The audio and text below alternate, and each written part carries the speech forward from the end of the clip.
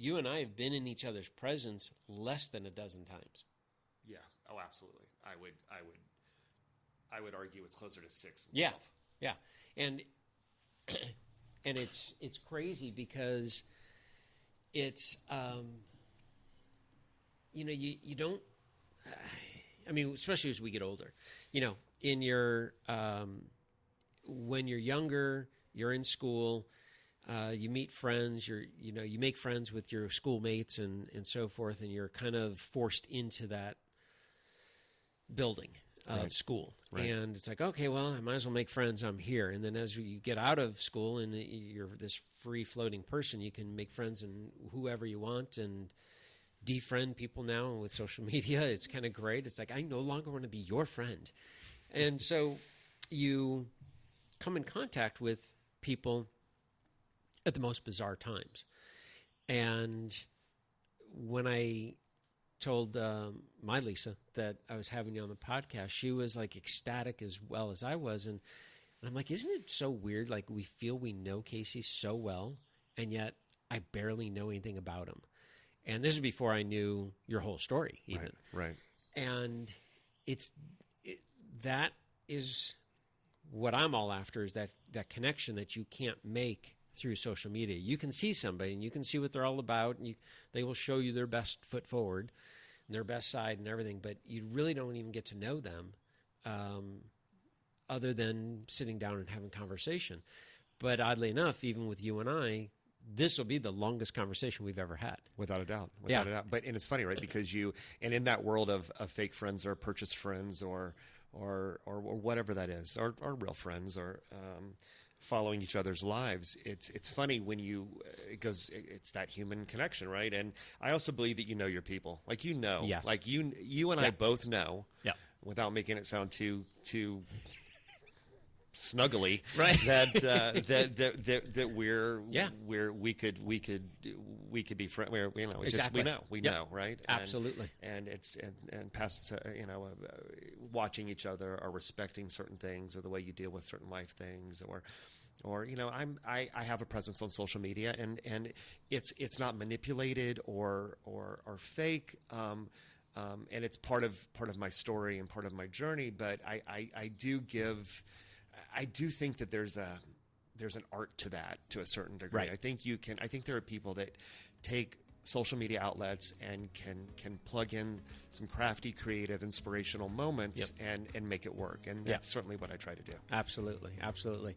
So this is bringing us to our next podcast. This was one heck of a beginning. But I want to take time for a split second here and thank you to one of our main sponsors, RX Fitness Equipment. And if you are in the Southern California area, please do me a favor and do yourself a favor and stop in and see Tim and Joey at RX Fitness Equipment on Thousand Oaks Boulevard in beautiful Thousand Oaks, California. If you're online, you can check them out at rxfitnessequipment.com. They carry all fitness-related products, everything from bicycles to rowers to steppers to treadmills, VersaClimber, you name it, they can get it. And everything from your strength training, your balance boards, your medicine balls, the trampolines, mini trampolines, that is. They don't carry the big trampolines. I wish they did, but that'd be a lot of fun. But the tubing, the climbing boards, everything and anything. So I, as a fitness trainer of 32 years, have relied on, Tim and I met in 92. So do the math there. I've relied on him since 92 to get myself and all my clients their fitness needs. And it has just helped my business grow tremendously. I mean, I couldn't have done it without him. So, Tim, I want to thank you for helping me grow my business. I want to thank you for your sponsorship of this podcast and helping me connect with other people on a whole nother level. And it's the same level that you connect with your customers. So I thank you and I love you for it. And on to this continuing episode of Casey's first day of his life. All right, so we left off last week with roller skating accident. So you're an avid cyclist, running a business, and you're a dad, and you are on roller skates. I'm picturing the outfit. I'm picturing the whole 9 yards. What the heck happened? No, yeah, right. I mean, rollerblades, for those that don't know, were a big thing in the 90s. And those of us that cycled would do training sessions on blades, right? Really? We would go and chase each other, on the streets of Atlanta, on rollerblades. And it's strengthening and those types of things. For some reason, I don't know, that stuff connected. Sure. And well, Eric Heiden, yeah, world-class yes, Olympic speed skater, yep, and an amazing cyclist. Yep, absolutely. So there was definitely some a connections trade-off there, right? Yeah. Anyway, my point is I knew how to skate. Okay. Right, I was comfortable on a set of roller skates. Yep.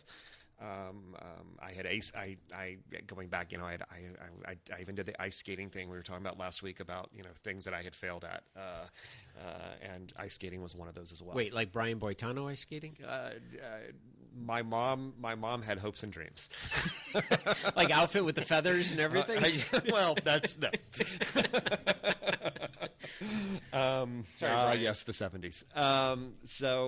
Anyway, comfortable on a set of roller skates, and had two little boys at a birthday party, and my youngest is 3, 4 at the time, and goes out onto the rink and to skate, to be a part of the party. And it's a very, very crowded rink, and kids playing hockey that are doing training sessions on skates and what have you, from a off season roller standpoint, non-ice standpoint. And my little one gets upset, and we need to get him off the rink. So I spring into action and skate over to lift him up, and hold him against my chest, and skate him off the rink, which there's one way in, one way out, so you have to go around to get back off. His mom is behind us, and there's a point in which we're moving and grooving pretty good around the rink, and he lunges back to get mom. He's very upset, and he wants his mom. And there was a moment in which I knew in that split second that he had thrown off my balance, and that I was going down. Right. And it was a moment of, do I fall forward and crunch my kid, or do I fall back and let him fall on me? Right. And in that moment, I chose to fall backwards and hold him close. And as I fell back, my left skate caught on my right pant leg, and when I hit the ground, I felt it in my molars. And I had never broken anything of significance, and that was the moment. Everything basically below my knee, popped my Achilles, the whole thing. Just in that moment, my left foot was facing backwards. It was the scene. It was that scene of 5-year-olds, 6-year-olds, 8-year-olds throwing up, looking at me because it was so unnatural. I mean, and I'm not exaggerating. Right. There was a trainee paramedic on the ambulance when they came to help me, and he actually fainted because I looked so unnatural, and it was compound. It was every ingredient that could be disastrous. Right. And I remember them, putting me on the stretcher and putting me in that ambulance, and we'll dig more into this. But I remember the moment in which they gave me the morphine IV, right? And it was that combination that would change everything. Yep. Yeah, absolutely. So, what were you work-wise? What were you doing at the time? I was working on a couple of big consultant projects and doing. I had gotten to a place where people were seeking my advice from a small to medium sized business standpoint, and I was working on things, and I was able to to pick and choose projects that Nice. I've been given that gift of being able to pick and choose my way around what I wanted to work on. Perfect. And so that's really what I was really doing at that point. Which, as I look back at it, the way that things happened, although awful and game changing, life changing, there was parts of it that definitely helped out. Right. For sure. Right. Okay. So let's go down that path. You're lying in the ambulance, and they are. I mean, you're in massive pain, and it's such massive pain that I don't even know that the brain can process it, right? Like, because everything else kicks in, right. and like I said, they're also trying to sedate you and calm you, and they take me to the emergency room, and they're scrambling to find the doctor that's going to be able to put Humpty Dumpty back together again, and they're asking my opinion. Do I want to bring in an orthopedic surgeon? Do I know I have an orthopedic surgeon preference, and not able to really collect an opinion or have an opinion at that point. So whoever is on duty at that evening comes in to put me back together and does not set me properly to start with. Okay. So from the get-go, the primary concern was the ankle, right? And trying to set the ankle right so that was going to be the standard moving forward, and I'm not set properly, and that would be the beginning of the next game changer, right? That would be followed up by 2 additional botched surgeries, so to speak, where they couldn't get my ankle back in tolerance, and I would live a life of basically being bedridden for the next couple of years. Wow. And in a very serious fashion, and being sedated. So I mean, you weren't physically up walking around. I was not. I was either in a wheelchair or in a bed. Spending those next couple of years, it was complete. It completely changed my life. I was an active father, and I was active, right? Yep. And just in a moment, it changed like that. And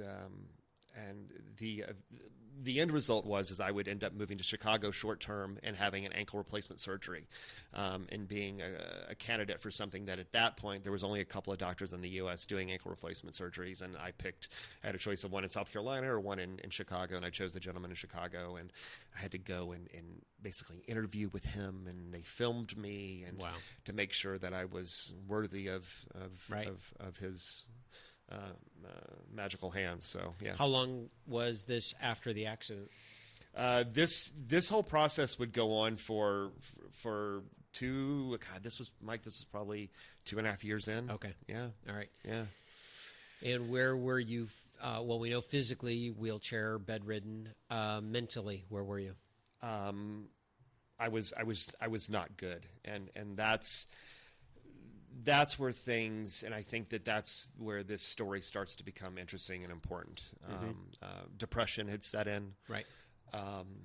I had been told by the medical community that I was going to have to live with a certain level of pain, with a certain level of sedation, with a certain cocktail of medications.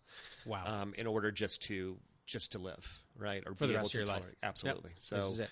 So this is where, for me, my love affair with opiates, with benzos, with everything in between, nerve blockers, all those types of things starts to come into my life in copious amounts. Wow. And that just takes me deeper down the path of depression, right? Right. And not really knowing, right? I'm starting to lose, and not realizing it, but not only losing a sense of myself and my drive and my determination and all those things that had gotten to me where I was, but just no measurement stick anymore with what I was feeling. Was I hurting? Was I not hurting? How was I dealing with this? Every time I walked in to see the pain doctor, and I was in the care of several different physicians for several different reasons, right? Okay. I had a wound specialist, I had an orthopedic surgeon, I had a pain doctor, I had all those different people, right. and And every time I walked in, I was always, on the scale of 0 to 10, traditional pain scale, I was always a 12 or a 13. And I legitimately thought that. And I think that's important to point out is I wasn't playing games. I truly thought that, or if I was confused with how to answer that question, I would certainly never answer it to the lower part of the scale, because I would be in fear that I wouldn't have what I needed to deal with the pain. Yep, absolutely. And all right, so you have the ankle replacement surgery, and what's the outcome of that? It is successful. Okay. It was amazing.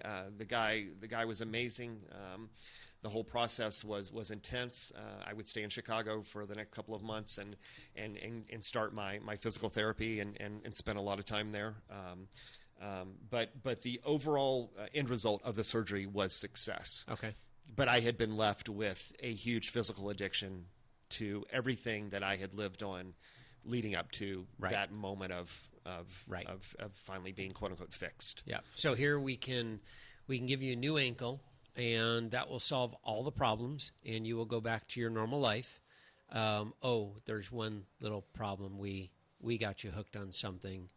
And as I'm listening to this, what I find fascinating is, if you guys listen to the last week's podcast, you grow up in an era of a strict father. You grow up in an era, not an era of strict father, but you grow up with a strict father. Sure. You grow up with leaving school at 11 to go to work to help, for yourself and the family. You literally are picking your mom up and taking care of her. And when you think of all of the reasons that you could have easily gone down marijuana road, pill popping road, alcohol road, all these other things could easily have taken you off course. But oddly enough, your outlet was cycling. Absolutely, it was. Yeah. I mean, it's really crazy that no one said, "Hey, you have all this stress in your life. You need an outlet, and you should really choose a sport." That didn't happen, but you accidentally fell into cycling, and you found it, and you loved it, and that became your drug of choice. It was your depression reliever. It was your anxiety reliever. It was your endorphin high. It was everything. And then it's all taken away from an accident, nothing to do with cycling, and you're left with a complete different world, and extremely unfair. It's like, I'm not saying that any person that is hooked on drugs of any choice, I don't know. I mean, it's not my world. You would know way more than I would, but I can't imagine somebody is waking up one day and saying, you know what, screw this, I'm going to try morphine. And I wonder what, my life is going great right now, and I'm just going to say, I wonder what morphine is like. Right. I don't think anybody does that. And I mean, you went from 0 to 100 in the drug world, and bam. No, you're crazy. It is crazy, and you are not exaggerating. I was a very disciplined young man who was not peer pressured into anything. I mean, I sit in front of you today after everything I've been through. I've never smoked pot once, right? I never did street drugs. I have never, right? So that's the interesting part of my story, right? Is no cocaine, no heroin, no ecstasy. I didn't drink in high school. That's how disciplined. We talk about my father's discipline, the fear of God that he instilled, right? I didn't get drunk till 20 years old, right? Type of thing, right? So none of that was part. I somehow pushed past all of that and absolutely relied on the natural high and endorphins and all those things that came from athletic, engagement for all of those years. Exactly. And then to go from none of the drugs to all of the drugs overnight, at no fault to my own. I think that's the Right. other thing that's important for people to understand, because I think this is the challenge, right? Is I wasn't looking for that fight. Right. Right. I wasn't. I had gone that many years, just fine. You were in the right? clear. I was golden. Yeah. I was good. Right. Yeah. And then to wake up, literally and figuratively wake up from Yep. this nightmare, and then be left with this addiction and this dependency of so many different things that had been thrown at me Right. to try to, hold me off or keep me going to the next surgery or Band-Aid or sedate.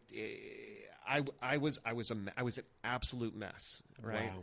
And yeah. Yeah. All right. So, how long did that road take? Where did that road take you? I mean, It took me, several places. I lived like that for a while. Okay. Right. I lived after the correct, ankle replacement. Right, correct. I lived. Although I tried to, plug myself back into life and contribute and be active, I had an addiction, and at that point, I was looking at it, I think, as a moral issue or a weakness, Right. or of those types of things, and I wasn't open to sharing it. I wasn't open to Right. to really talking about it. And I certainly had the excuse card to play, right? Yep. If you were me, if this had happened to you, if Yep. all of those types of woe's me stories, you would be in this situation as well. If I was approached, and I lived like that for a while. And I remember having a moment of clarity. This was the first kind of moment of clarity of, oh my God, what am I doing, or what's going on? And I remember I was still casted. Okay. And I remember getting out of my bed and crawling into my youngest son's bedroom, and logging onto his computer, and Googling rehabs, or Googling, Wow. It was my first, oh my God, I have to stop this. Yep. And I found a place out here in California. I was living in Kansas City at the time. Found a place, inspired in the moment. I'm gonna stop this type of thing. And remember charging this rehab to my American Express card, putting $25,000 charge, right? I was going to pay cash, insurance. I mean, I wasn't even on my rate. I just needed to get better, right? Yep. I remember calling up, giving him my card number, booking the airplane, and I remember going the next day. It was that instinctually I knew I was dying. Yep. And that I had to figure something out, and that I could not come off of everything that I was on by myself. Right. Right. And woke up the next morning, took a car to the airport. They put me in a hotel. This is a somewhat of a dramatic story. Put me in a hotel room the night before, and this was a rapid detox center, which is a thing, and I wanted the quick answer, right, right type of thing. Yeah.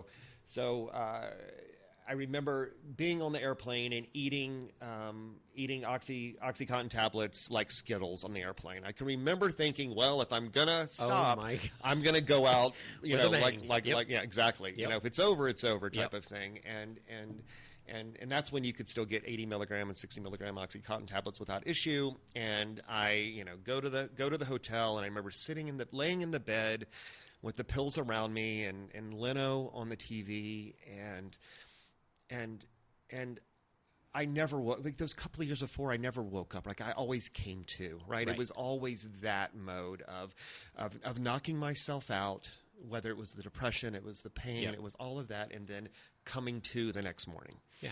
And I remember coming to the next morning and collecting my things, and the rehab, the doctor sent a black, Suburban for me, and being picked up and driving from the hotel to the hospital, and there again, eating the pills on the way to the hospital, and pulling under the porte cochere of the hospital and getting out. And the process was them searching, checking you in, searching your luggage, stripping you of everything. And then they put you on a morphine drip, and they slowly taper you down over about a 12-hour period.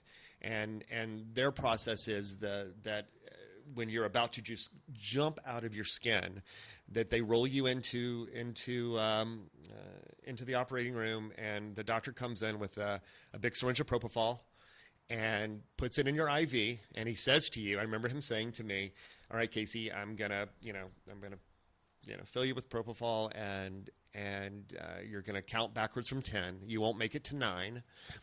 And I'll see you when you wake up." And the theory is that you're going to sleep through your withdrawal, right? You're going to sleep through the height of your physical dependence going away, right?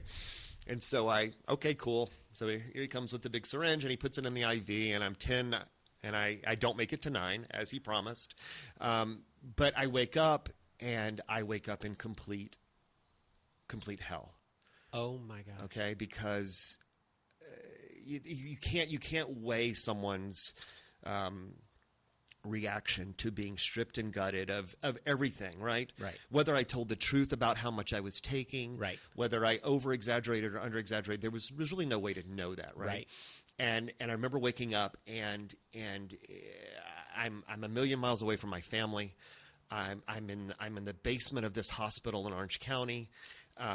Surrounded by this staff and nurses. I evidently fought with one of the nurse practitioners. I am for those that have never dealt with any type of addiction or use of opiates,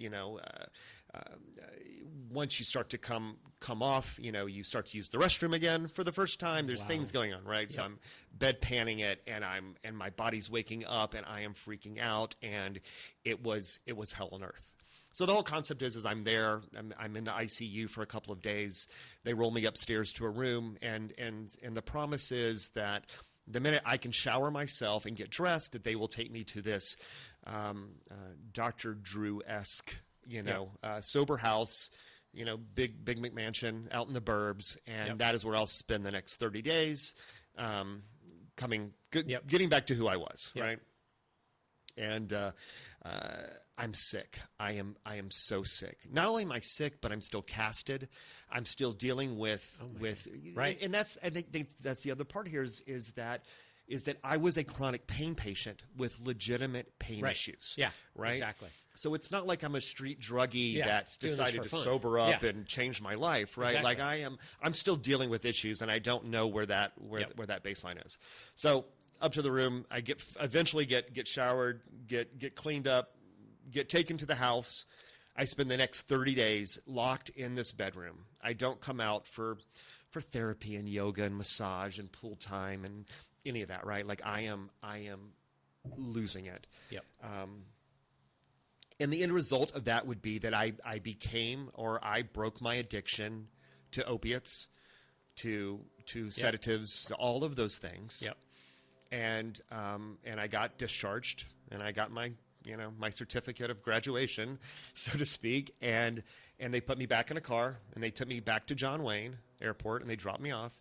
And the first thing I did is I walked to the bar, and I ordered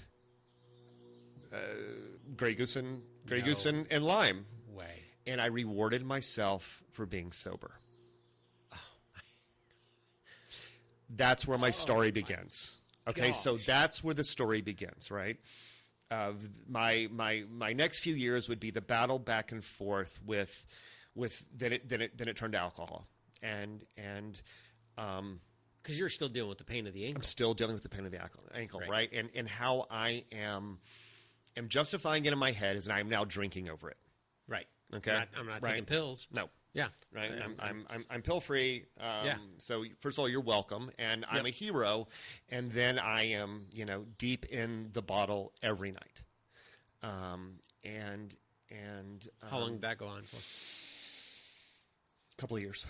Wow. Yeah. Years. 2008 to 2000. I got sober in June of 2015. Finally, truly sober. Was that the first attempt in that from 2008 to 2015? Was there any attempt to get sober? Absolutely. There was those conversations in my head all the time. Okay. And this is that whole active thing of alcoholism or drug addiction. Right. The reality that my love affair with opiates, with Xanax, with all of those things, really cost me everything, but not seeing it in the moment. Right. And I had the ability to kind of excuse myself. I had the ability to write a check and get myself out of trouble time and time again. In that time, I ended up moving to California full time. So when I moved here to Southern California, in the heat of that addiction, and just the alcohol part of it, I was not back to the pills. I would end up moving here to Southern California, and I had I got a bad cold, which turned into walking pneumonia. Mm-hmm. I went to a doctor here in SoCal, and she gave me a prescription for an opiate-based cough syrup. No way. And I remember standing out on the PCH in the parking lot of this doctor's office, looking at this prescription and knowing not to go fill it. Right. I was looking at the drugstore. I was looking at the prescription, and I knew, and I filled the script. I took this monstrous bottle of cough syrup home with me, and I sat it on the nightstand, and I eyed it for hours, and I romanticized, and I knew, don't. And by the end of the night, I had drank the whole bottle. Oh my gosh! Right, it was, and that was, and it was on. That is. What year was this? This was 2012. 2012. Okay. Side note: what happened with your family life? Deteriorated. Okay. Absolutely deteriorated. I was in a marriage that I ended up exiting in that time. Before moving out to California? Correct. Okay. Correct. Just basically decided just to quit everything and everyone, and then the answer is in Southern California, right? Yeah. Like that's where I'm going to go and rebuild my life, and it's all going to be fine. Yeah. Thinking that I was at a quote unquote bottom, or I was having an epiphany or whatever, not knowing what was coming for me once I landed here in Southern California. Yeah. All right. So in the 08 to 15, were there any physical attempts of going to your rehab or anything beyond the thought of I need to get clean? I experimented with different things, right? I would different types of alternative therapies and philosophies and acupuncture and massage and other things to truly, I knew that I needed to manage it. Right. Because you still had the pain. Absolutely. Right. But at the end of the day, at the end of the week, at the end of the month, it always ended up with me at a bar or me at a doctor's office or something like that. Right. And no real answer. Exercise-wise, were you doing any form of exercise? Absolutely. In this process, I was killing it. Actually, is the funny thing, right? Because I had all the numbing agents in the world, in those latter years, and my hiking regimen, my cycling was coming back to life, and that was the mixed message I was sending myself, right? Right. Which is, okay, this is the answer. Right, I'm medicated again at that point, but I'm getting healthy. Right, I'm hiking, just doing stupid canyon hikes and stupid rides, and not connecting the dots. Wow. Not connecting the dots, right? Wow. We feel pain for a reason, right? I mean, oh, absolutely. Our bodies are screaming at us sometimes, and my body was not screaming at me. Wow. I mean, I'm just envisioning being that high. And as a cyclist, and being able to push your body as far as you wanted to go, because you weren't feeling pain. Right. And I mean that as a cyclist, that's we're climbing Latigo out here, and that's one of the reasons we slow down or come to a stop is the pain is just severe, whether it be our legs or our lungs, breathing, whatever it is. And so you take that element out, you're able to push your body. It's like this is a win-win. Right. Like, I'm covering my pain. I'm not having to deal with my ankle. I'm in the best, getting in the best fitness shape. But at what cost? Well, I'll deal with that later. Right. Business-wise, where were you? I had started working a job that required a lot of travel between here and actually China. Okay. A lot of time between here and Shanghai, and working in a place where I didn't realize that was adding to the depression. It was adding to the problem, and it was getting worse and worse. Overall, just getting worse. Right. The hours, the things being asked of me, all of those things, the stress was giving me more and more excuses to sedate over the stress, sedate over the pain, pushing it, Wow. and excusing myself. Yeah. Right? Yeah. Right. Absolutely. June of 15. June of 15. I find myself over those couple of years leading into it, 2013, 2014, everything started to fall apart. The wheels completely fell off of everything. I started to lose everything. Was selling my life, hawking my life away to keep afloat. There again, not necessarily to acquire drugs, but the fact that I was working less and less, or was working at a less in capacity, was still spending at a rate that I once could spend at that I no longer could. And everything's relative, right? I had a very expensive lifestyle, and I was simply doing things that I couldn't afford to do. And so you start to sell cars and watches and guitars and artwork, and things start to go away. And in April, this is always funny because my sober date is June 13th, so I'm coming up on that. And this is the gnarly time for me because I think about where I was, right? So I wake up in the Aria in Vegas, not knowing how I got there, not remembering that drive down the 15. And you drove there, right? And I'm there, and my bulldog is in the room with me, and the mini bar is emptied out. The bathtub is filled with dirty water. The shower is running. And it's one of those I come to. Yep. Right? I come to. And in that moment, I just had this moment of, okay, what are we doing? Right?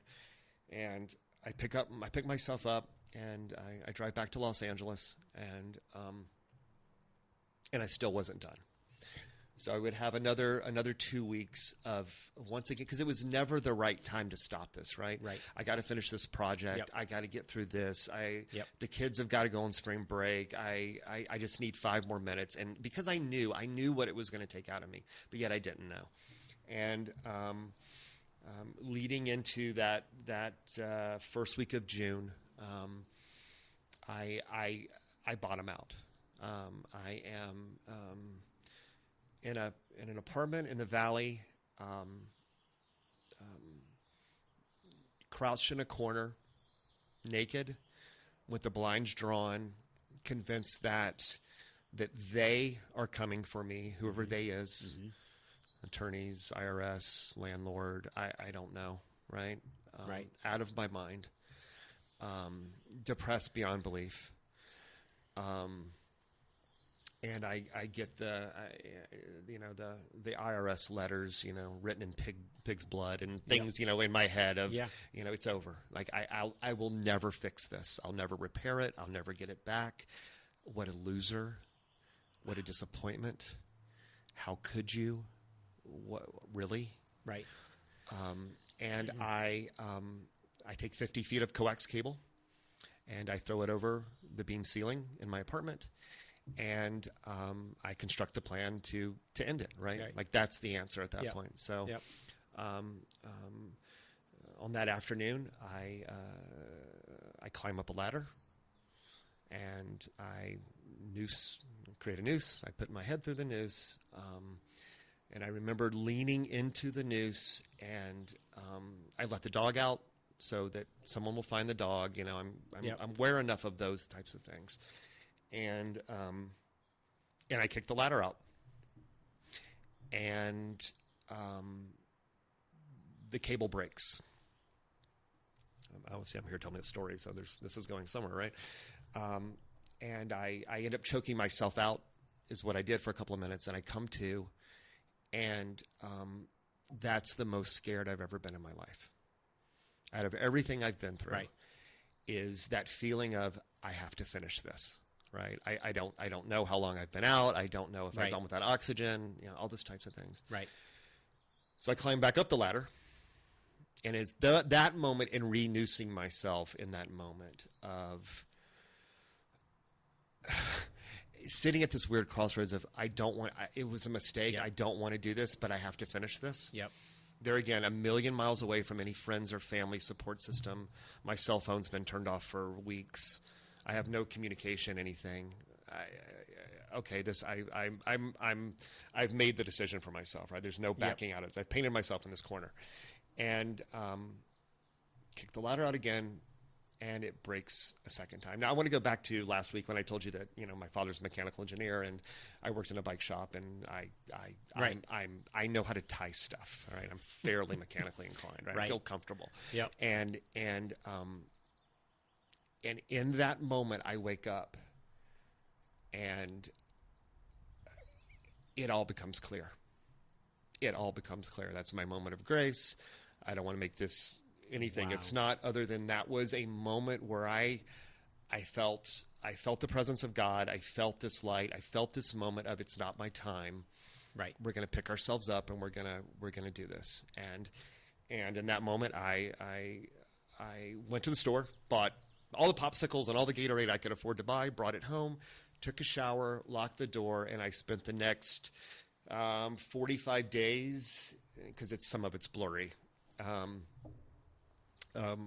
self-detoxing myself. Oh my gosh. I cold turkeyed. I poured everything out. I flushed what was ever left. I put myself in a situation where my health insurance had been turned off, so I couldn't go to a doctor and beg and plead if I'd wanted to. Those were the cards lining up for me, right?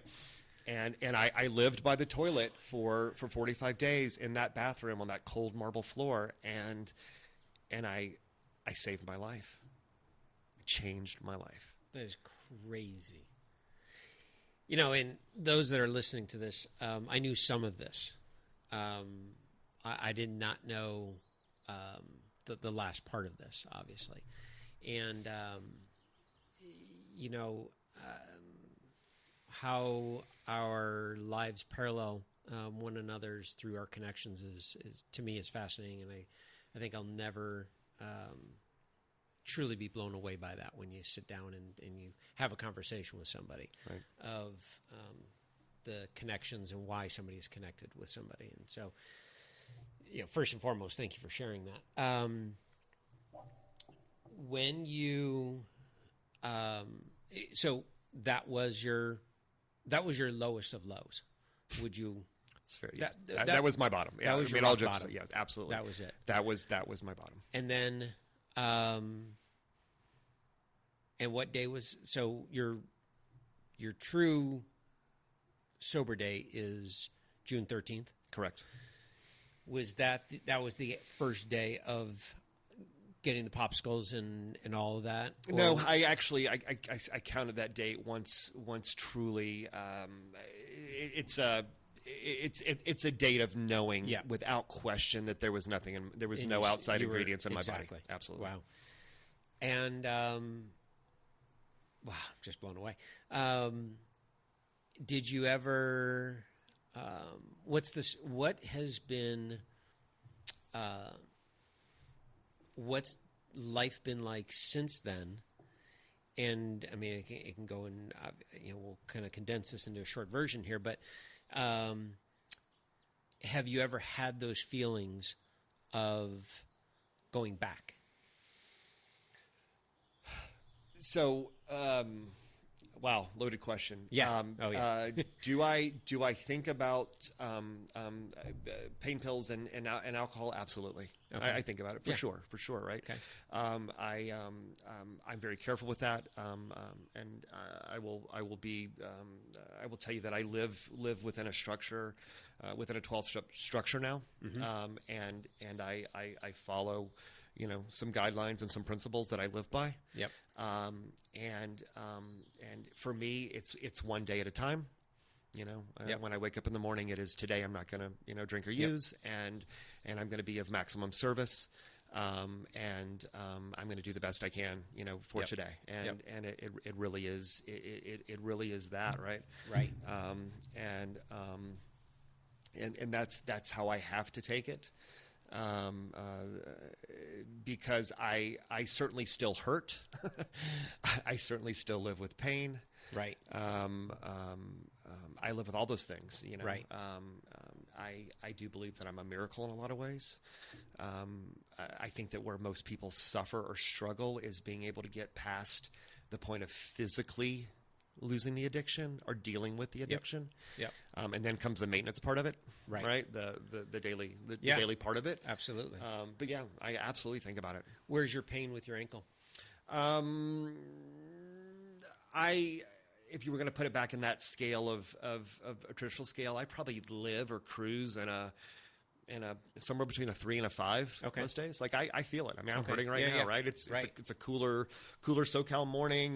We've had a lot of rain this winter. Like I'm definitely a barometer, and I can tell you what's up, right? Yeah. So now you also have brought fitness back into your life more recently, which I'm extremely proud that to me is just that's awesome. Well, for sure, right? Like it's when you get sober, and you really take away everything. You have it. I think people have a tendency to latch on to whatever. I'm certainly a foodie, right? We do the best we can. Right. It comes as it comes. The fitness part was definitely on my radar. It's a natural default for me. Right. I think that a lot of people have to be careful because I've certainly seen people in sobriety and recovery that latch onto fitness in alcoholic-esque type ways, right? Where it can become an obsession. I mean, an obsession's an obsession, right? Yeah, exactly. And I have to be careful with that. But I found my way back to a healthy lifestyle when it comes to those things without medication. And that's the other thing that I have to be careful about is how far I push myself, exert myself, because the last thing I want to do is end up back in the care of a physician or in a situation that could be detrimental. Exactly. So I want to kind of wrap this up and take you down this little path here is now that you know you have a purpose, what do you live for? And wrap that in with what's your why? My purpose, my primary purpose is to be of service. Okay. I spend a lot of time in the recovery community here in Los Angeles. We have a lot of people that come here, I think, to get sober and to find their way here. So I spend a lot of time in and around that community, being of service to my family. How can I help?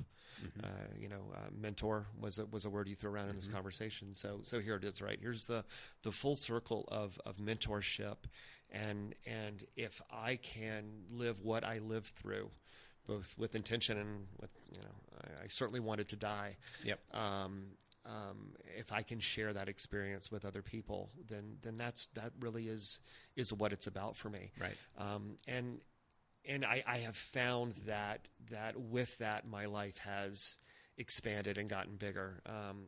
I have lived an amazing life. I've seen and done a lot of things that most 90-year-olds would wanted to check off the bucket list. Like I've nailed some stuff, and I have never been as happy as I am now. Right, so life came back. So the next day after the news and the craziness is life started to come back again, and most of it. I was an active participant or the active ingredient, but things happen for a reason. And when I sit in front of you today with what's going on in my life personally and professionally, right, and spiritually and within Los Angeles, it's amazing. And it is because I believe because I try to stay out of self. You know, I am, Yep. I you know, and you can take that a lot of different ways, but I really do try to do as much as I can to contribute and to mentor and to be available to anyone. You know, I from a social media standpoint, from other places, I'm very open about my story. Right. Not everyone in my life agrees with that, about my openness, but I have seen the results. I know the people that reach out to me. I know the messages that I get, and I know that it makes a difference. And if it saves one person's life, or you know, one person that's struggling with any that I'm struggling with, Right. You know, because it's not a moral issue. It's not any of that. You know, it is, and it's real. And I certainly have a seasoned viewpoint and a healthy opinion on being able to help people with that. I love it.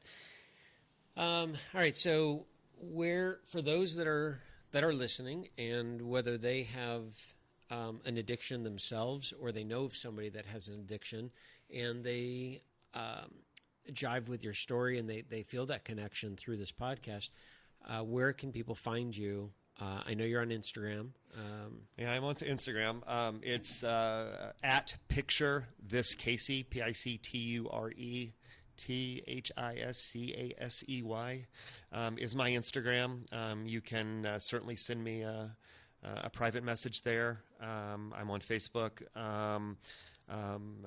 People can find their way, obviously, to you through this. Yep, and you are absolutely. more than welcome. In fact, Awesome. I encourage it. Please reach out to me.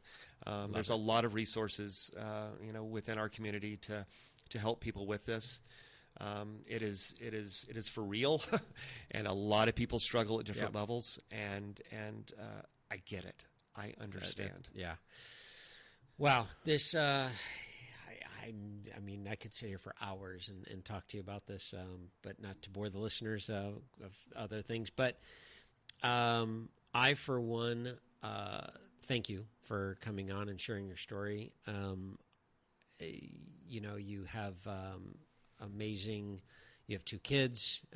You have an amazing girlfriend who has an amazing son. You have new family members around you, and I'm sure as you're learning in this big family that we're both part of, is once you're in, and it is